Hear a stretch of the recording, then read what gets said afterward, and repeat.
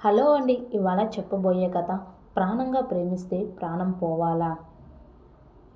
చైతన్య ఒక యువ business man. ఒక ఉన్నతమైన కుటుంబంలో పుట్టి తన చిన్నతనంలోనే తల్లిదండ్రులు మరణిస్తే అన్నయ్య అయిన చక్రధర్ సంరక్షణలో ఉన్నతమైన చదువులు చదువుతూ పెరిగి పెద్దవుతాడు. ఒక పెళ్లి రిసెప్షన్లో ఇష్టపడిన అమ్మాయిని పెద్దల సహకారంతో ప్రేమించిన అమ్మాయిని పెళ్లి చేసుకుంటాడు చైతన్య. అప్పటి వరకు తనని పెంచి పెద్ద చేసిన అన్నయ్య కుటుంబంతో కలిసి ఉన్న చైతన్య తనకు పెళ్లి కావడంతో భార్యతో కలిసి అదే ఇంట్లో కింద పోర్షన్లో జీవనం సాగిస్తూ ఉంటాడు. తన అన్నయ్య చక్రధర్ తన భార్య పావని ఆలోచనల గురించి ఆలోచించకుండా డబ్బు సంపాదనే ధ్యేయంగా భార్యకు నెలలో 2-3 రోజులే సమయం ఇస్తూ బిజినెస్లంటూ దేశాలు పట్టుకొని తిరుగుతూ జీవిస్తూ ఉంటాడు చక్రధర్.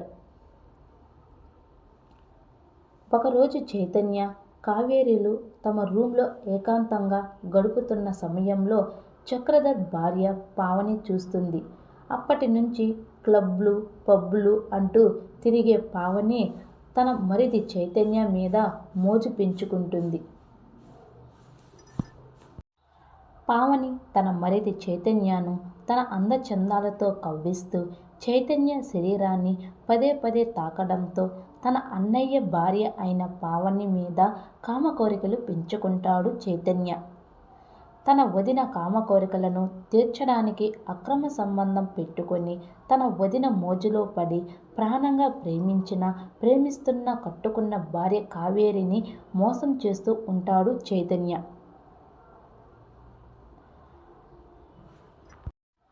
పావని తమకు ఉన్న కొన్ని 100 కోట్ల ఆస్తులన్నీ తన కన్ను సన్నులలోనే ఉండాలని దురాశ కూడా తోడవడంతో తన దగ్గర ఉన్న చైతన్య కావేరి వీడియోని ఎడిట్ చేసి చైతన్య భార్య కావేరి పరాయి వ్యక్తితో అక్రమ సంబంధం పెట్టుకుంది అంటూ చైతన్య ఫోన్లో కావేరి రాసలీలలు అంటూ ఫేక్ వీడియో ప్రత్యక్షమయ్యేలా చేస్తుంది చక్రధర్ భార్య పావని.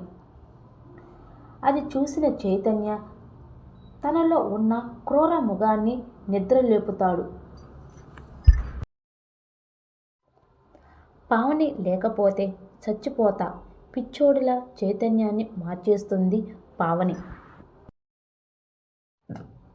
నేను నీకు జీవితాంతం కావాలంటే మనిద్దరి అక్రమ సంబంధాన్ని స్వయంగా చూసిన నీ భార్య మనకు అడ్డంగా ఉండాలో లేదో నువ్వే ఆలోచించుకో అంటూ ఒక కొరివి అంటిస్తుంది. చైతన్య మనసులో పావని పక్కా ప్లాన్తో ముందుకు పో, నువ్వు లేకపోతే నేను చచ్చిపోతా అంటూ చైతన్యాన్ని తన అందాల సుడిగుండంలో ముంచేస్తూ చైతన్య మనసులో కారు చిచ్చు అంటిస్తుంది.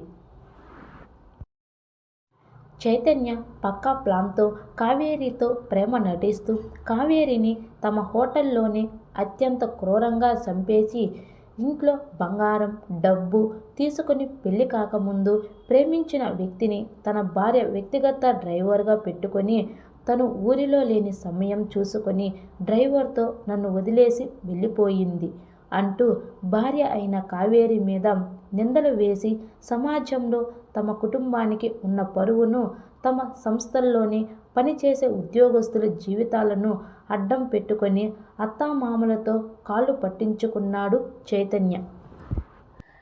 కావేరి తల్లిదండ్రుల కుటుంబ సభ్యులలో ఎవరికీ తన మీద అనుమానం రాకుండా పోలీస్ కేసు పెట్టలేని స్థితిలోకి భార్య కుటుంబాన్ని నెట్టేస్తాడు చైతన్య.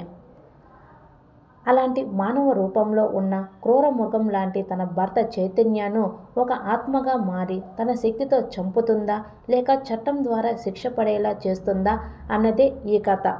థ్యాంక్ యూ అండి. ఈ వీడియో కానీ నచ్చినట్లయితే తప్పకుండా మీ ఫ్రెండ్స్ అండ్ ఫ్యామిలీకి షేర్ చేయండి. ఇంకా ఎవరైనా నా ఛానల్ని సబ్స్క్రైబ్ చేసుకోకుండా ఉంటే వెంటనే సబ్స్క్రైబ్ చేసుకోండి. పక్కనే ఉన్న బెల్ ఐకాన్ని క్లిక్ చేయడం మర్చిపోకండి.